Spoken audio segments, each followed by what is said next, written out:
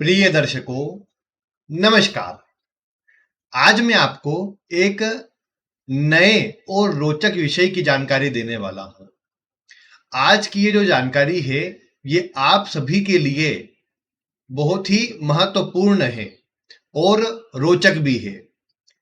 आज मैं आपको बता रहा हूं कि कुंडली में अपने संतान की कुंडली को देख करके आप ये कैसे जान सकते हैं कि संतान आपके लिए कैसे प्रभाव को रखने वाली है। और साथ ही साथ ये विषय हर एक व्यक्ति के लिए जरूरी है। वो स्वयं की कुंडली को देखकर ये पता कर सकता है कि अपने माता पिता और घर परिवार के लोगों के लिए व्यक्ति क्या करने आया है, कैसे करने आया है, उनके लिए कितना शुभ है ऐसा व्यक्ति। ये आज आप सभी अपनी कुंडली से जान पाएंगे। ये प्रश्न तो मेरे से कई बार बहुत से माता पिता ने पूछा कि ये संतान हमारे लिए कैसी है, माता के लिए कैसी है, पिता के लिए कैसी है, उनके संबंध माता पिता से कैसे रहेंगे, इत्यादि बातें तो आप कुंडली से पंचमेश आदि को देख करके बताते हैं। लेकिन ओवरऑल सभी के लिए, घर परिवार वालों के लिए संतान किस प्रकार की है, ये आपको कैसे देखना है, आज का विषय इसी से जुड़ा हुआ है।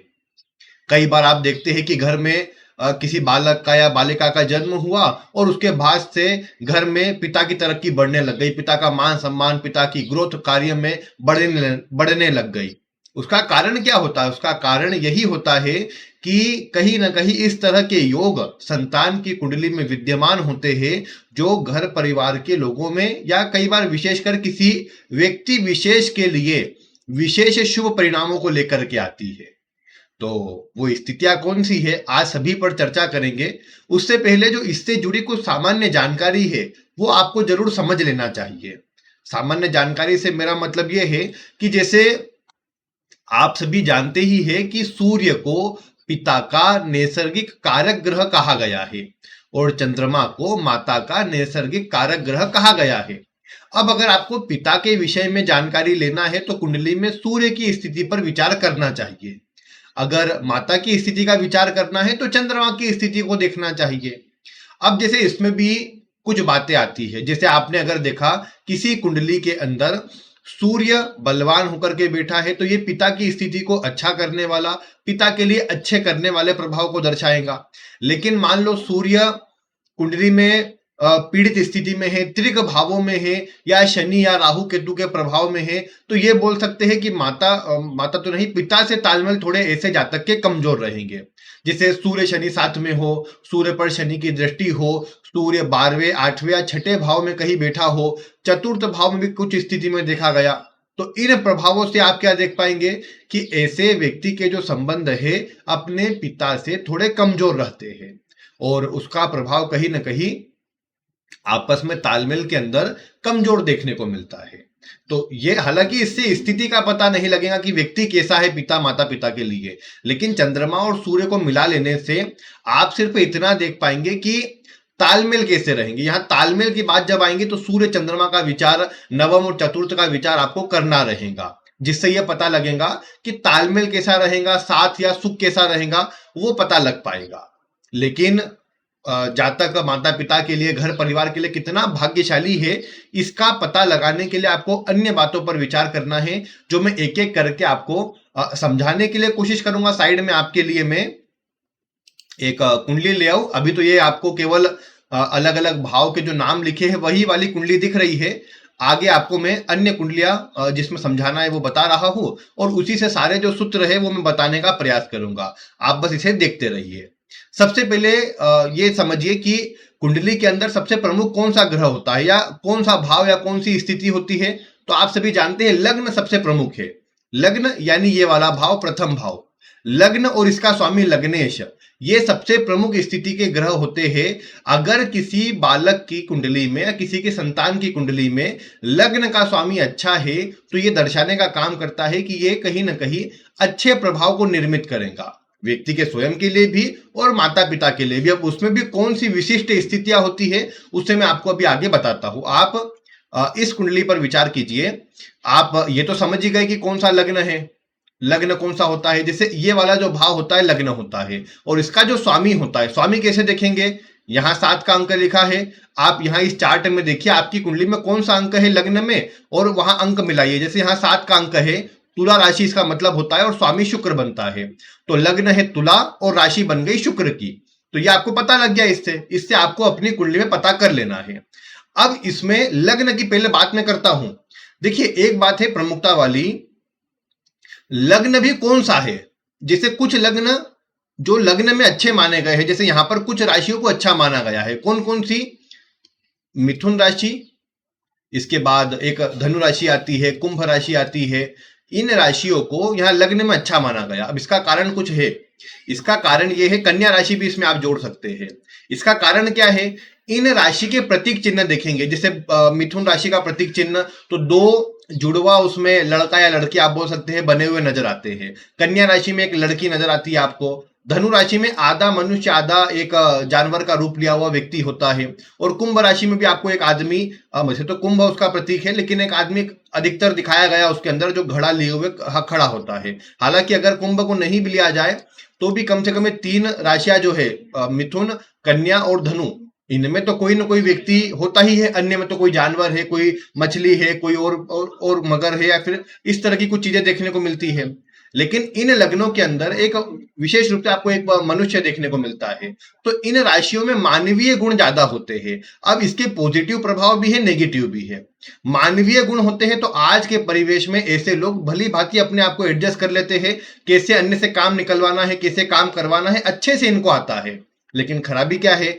खराबी यहां पर यह है कि जिनके भी कुंडली में आप ये देखते हैं कि ये राशियां लग्न में बनी है, यानी अगर मैं इस सबको हटा के बताऊं आपको फिर से, यानी यहां पर अगर 3 का अंक लिखा है, या आप ये देखते हैं कि 6 का अंक लिखा है, या 9 का अंक, मुख्य रूप से ये 3 अंक यहां पर लिखे हैं, तो बहुत संभव है ऐसे व्यक्ति माता पिता के लिए अच्छे हो सकते हैं, खुद के दम पे बड़ा कर सकते हैं। लेकिन मैं ये कहूं कि माता पिता को बहुत सपोर्ट करने वाला स्वभाव इनके अंदर नहीं आता। ये अपने बारे में अधिक सोचते हैं, क्योंकि मानवीय गुण है। मानवीय गुण स्वयं का स्वार्थ पहले आगे रखता है, अन्य को बाद में देखता है। तो ये राशियां होने पर मानवीय गुण आपको ज्यादा देखने को मिलेंगे, जिसका प्रभाव स्वार्थ का प्रभाव देता हुआ नजर आ सकता है। जन्म स्थान से अपने आप को दूर रखता नजर आ सकता है। और इन लग्नों के अंदर अगर गुरु का प्रभाव न आए, मतलब गुरु लग्न में न हो, या गुरु की दृष्टि लग्न पर नहीं आती हो, तो ऐसे में आप पाएंगे कहीं ना कहीं ऐसे व्यक्ति फिर अपने आप को पहले रखने वाले, अपने बारे में ज्यादा सोचने वाले होंगे,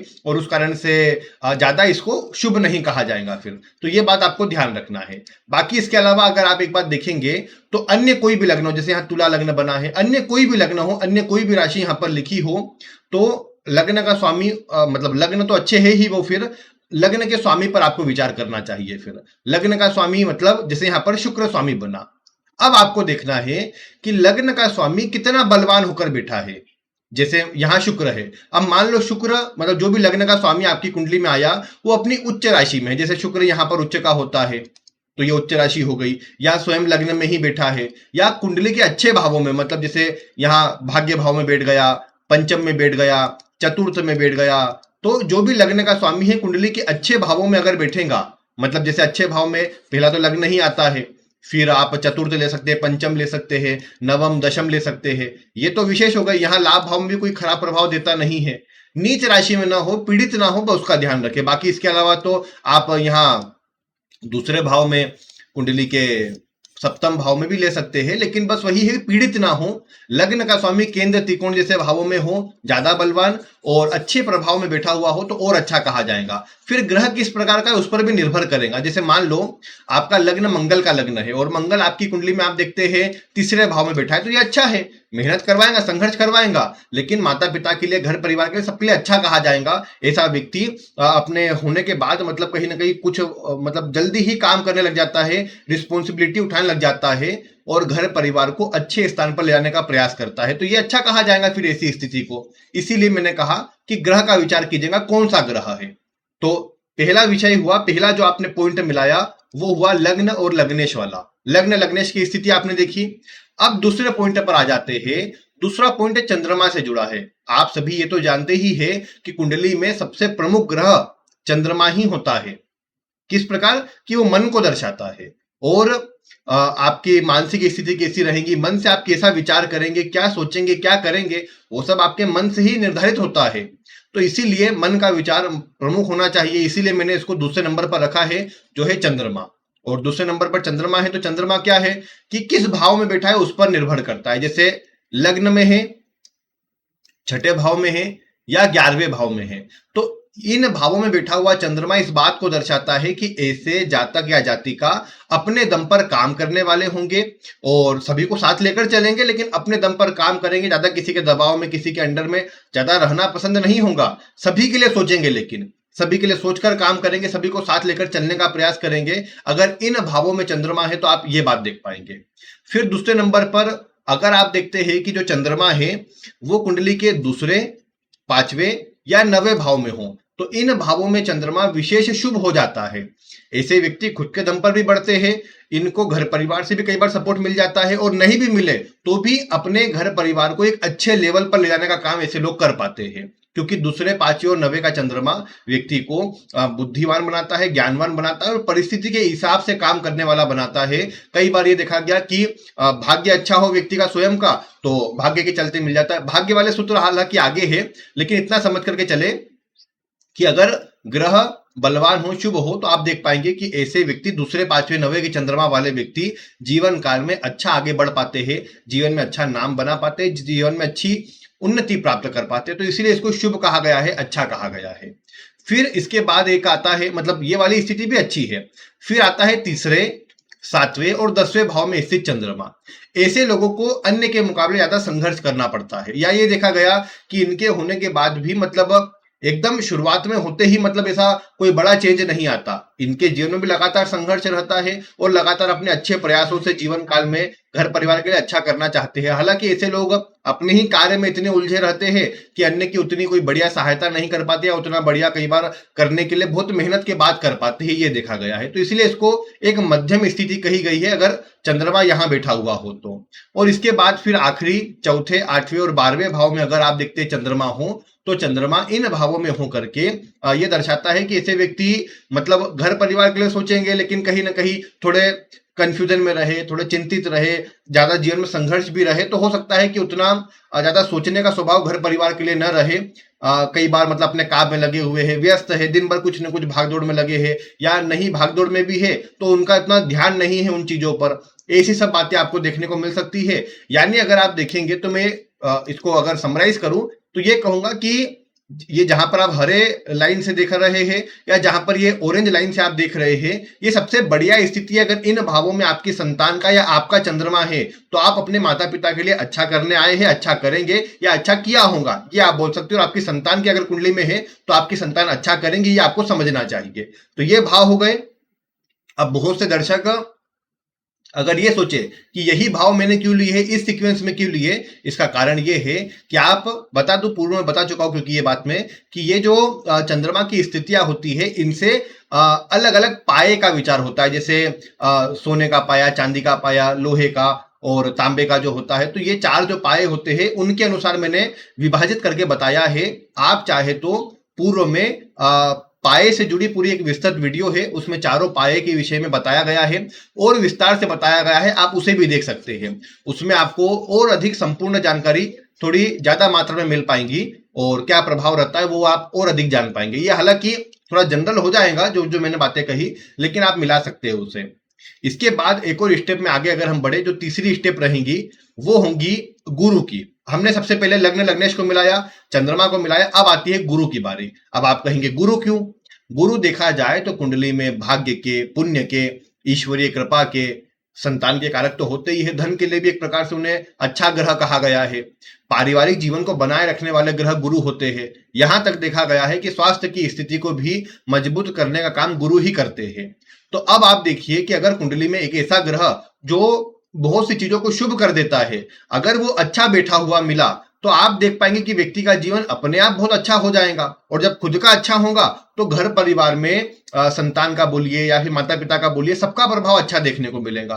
तो इसीलिए मैं कहूंगा कि गुरु को मिलाना बहुत जरूरी है, और इसीलिए कुंडली में गुरु का होना अच्छा जरूरी है। जैसे किस भाव में गुरु अच्छे होते हैं वो तो आप जानते ही है, लेकिन चूंकि हमारी बात यह है कि संतान आपके लिए कितनी भाग्यशाली है, तो कुंडली के नवम भाव से गुरु का संबंध हो। अब किस किस स्थान से हो सकता है, या तो यहीं बैठ जाए, या लग्न में बैठे, या नवम में बैठे, अपना पंचम में बैठे। तो ये तीन भावों में अगर गुरु है तो सर्वोत्तम स्थिति है सबसे पहले तो, क्योंकि इन भावों में बैठे हुए गुरु व्यक्ति के होने के बाद घर परिवार में स्थिति को अच्छा करते हैं। साथ ही साथ ये देखा गया कि चूंकि नवम पर दृष्टि होती है तो इनके उम्र बढ़ने के साथ में और प्रभाव में शुभता बढ़ती जाती है। ये स्वयं भी अपनी बुद्धि से, ज्ञान से अच्छा काम कर लेते हैं। अब आपके मन में आएगा कि यहाँ तीसरा भाव मैंने नहीं लिया।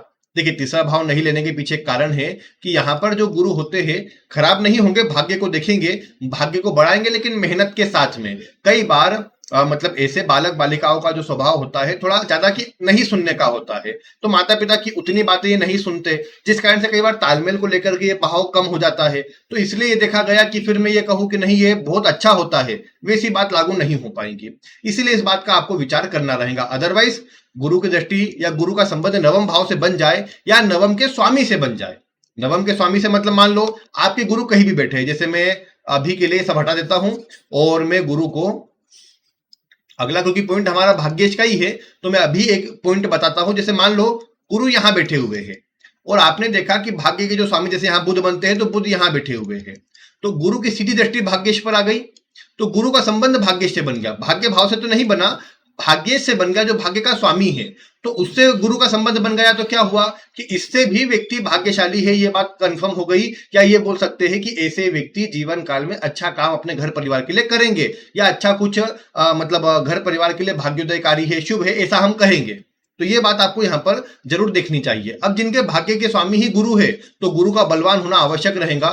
गुरु अगर बलवान होकर बैठे होंगे तो बहुत अच्छा कहा जाएगा, क्योंकि अगला जो पॉइंट है हमारा चौथा पॉइंट, वो भाग्येश का ही है। भाग्येश मतलब यहाँ का स्वामी, जैसा मैंने यहाँ पर बताया बुध है मतलब मिथुन राशि है, बुध का प्रभाव आता है, तो बुध यहाँ का भाग्येश बना है। अब बुध जो निकला है, या तो ये बलवान होकर भाग्य भाव में हो, या कुंडली के अच्छे केंद्र त्रिकोण वाले भावों में बैठा हुआ हो, तो इसे शुभ कहा जाएगा।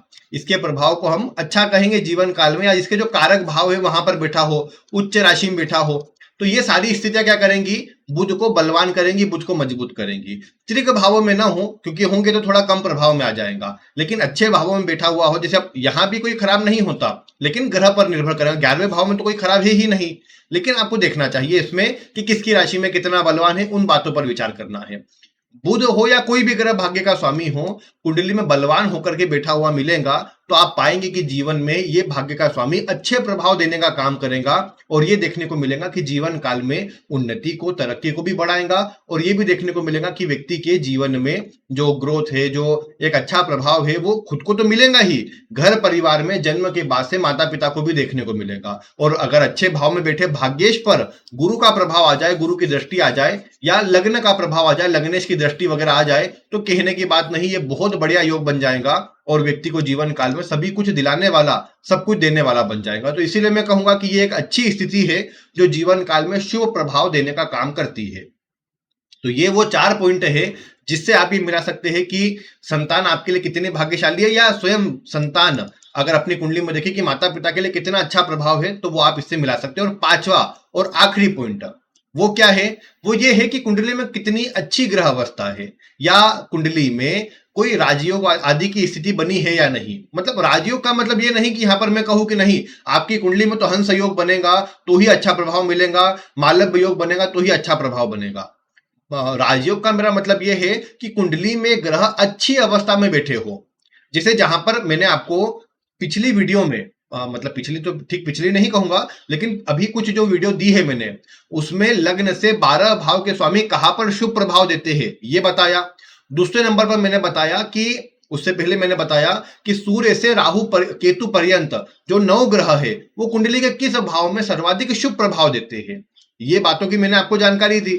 अब आप क्या करिए, अगर आपको ये देखना है कि आपकी कुंडली में कौन से ग्रह कितने अच्छे हैं कितने खराब है, तो उनका विचार करने के लिए आप एक बार आई बटन पर क्लिक कीजिएगा और ये देखिएगा कि जो ये वाली प्लेलिस्ट है, श्री वैदिक ज्योतिष वाली नाम से प्लेलिस्ट है, उसी में आप जाइएगा। शुरुआत में ही आपको वीडियो मिलेंगी जिसमें आपको देखने को मिलेगा कि मतलब अलग अलग ग्रह कहाँ पर अच्छा प्रभाव देते हैं। शुरुआत में ही आपको वो वीडियो मिल जाएंगी। तो आप जब आई बटन पर क्लिक करके उसमें जाएंगे तो आप उन वीडियो को देखिए कि आपके जैसे भाग्य का स्वामी अच्छे भाव में है कि नहीं, अच्छे प्रभाव में है कि नहीं, वो आप देख लीजिए। और वहां पर बहुत सी वीडियो में तो टाइम स्टेप दिया हुआ है, तो आसान रहेगा आपके लिए देखना, तो आप उनसे देख सकेंगे और आपको ज्यादा समय भी नहीं लगेगा। सीधे अपने भाव पर पहुंचे, अपने ग्रह पर पहुंचे और आप देखकर फटाफट अपने ग्रहों के बारे में जान पाएंगे। तो वो आप करिए। और ये जो मैंने बताया है जानकारी, इसको आप मिला करके देखिए। और जैसे आप कई बार सुनते हैं कि जब से ये बच्चा हुआ है हमारे जीवन में, माता पिता कई बार बोलते हैं कि हमारे जीवन में सब अच्छा हो गया, तो वो वाली स्थिति कब, ये 5 पॉइंट जो मैंने आज बताए, इधर जो आप देख रहे हैं 5 पॉइंट लिखे हुए, उन्हीं 5 पॉइंट से ये बातें आप मिलाकर देख सकते हैं। किसी भी कुंडली में मिला लीजिए, आप पाएंगे कि प्रभाव बिल्कुल वैसा ही मिलता है। और ये 5 योग आपको मिलते नजर आएंगे। जो भी, अब देखो 5 में से मैं कहूं कि सभी के उसमें 5 मिल जाए जरूरी नहीं है, लेकिन जो बहुत अच्छा प्रभाव देखने को मिलेगा वहां 5 मिलेंगे, नहीं तो 4 मिलेंगे, 3 तो मिलेंगे कम से कम। अगर 3 भी ना मिले तो मतलब समझिए कि उतना कोई अच्छा प्रभाव फिर संतान का नहीं है। और फिर यहां पर आप ये ना सोचे कि संतान हमारे लिए अभागी है या हमारे लिए तो खराब है, क्योंकि कहीं ना कहीं संतान का जो प्रभाव रहता है, माता पिता के अपने कर्मों के प्रभाव से संतान होती है। मतलब आप ये सोचे कि जैसे मैं हर बार ये मतलब एक बात देखता हूं कि इसमें जो मानसिक बच्चे ऐसे होते हैं जो मानसिक रोगी होते हैं, जिनको ज्यादा मतलब वो अपने जीवन में डेवलप नहीं होते, उनको कोई परेशानी होती है मानसिक, ऐसी संतान या ऐसे बच्चे, अब आप कहेंगे कि मतलब कितनी पीड़ा में होंगे ये बच्चे और कितना परेशानी झेलते होंगे, लेकिन विश्वास मानिए कि बच्चों से ज्यादा परेशानी उनके माता पिता को होती है। और वो परेशानी कहीं ना कहीं फिर वो जिनके घर में हो या जो जो देखते हो उनके उनको पता है कि हाँ ये किस तरह का होता है। तो ये स्थिति ऐसा नहीं कि अपने आप बन गई है या फिर एकाएक ये प्रभाव बना है। माता पिता के भी कुछ ना कुछ इस प्रकार के कर्म रहे होंगे, जिसको लौटाने के लिए इस रूप में संतान आई है। संतान के तो होंगे कुछ ना कुछ प्रारब्ध के खराब कर्म जो इस रूप में उनको जीवन मिला है, क्योंकि परेशानी तभी मिलेंगी जब कोई ना कोई खराब कर्म हो, और वो अभी का हो या पूर्व जीवन का, वो देखने वाली बात है। लेकिन हाँ ये बात जरूर है कि खराब प्रभाव तभी मिलता है जब कहीं ना कहीं स्थिति जो हो वो इस प्रकार की नजर आए। मतलब अब जैसे मैंने कहा ना मानसिक रोगी, तो वहां पर आप हो सकता है कि ये 5 पॉइंट मिलते नजर आए या वहां पर खराबी नजर आए, तो वो वाली बातें यहाँ पर आपको देखने को मिलेंगी और फिर वो थोड़ा सा नेगेटिव प्रभाव में चले जाएगा। तो ये जो मैंने विषय आपको बताया है, ये जो वीडियो आपको दिया है, आप मिलाइए। कोई प्रश्न हो तो अवश्य बताइए। बाकी आज की वीडियो में इतना ही। वीडियो देखने के लिए आपका बहुत बहुत धन्यवाद।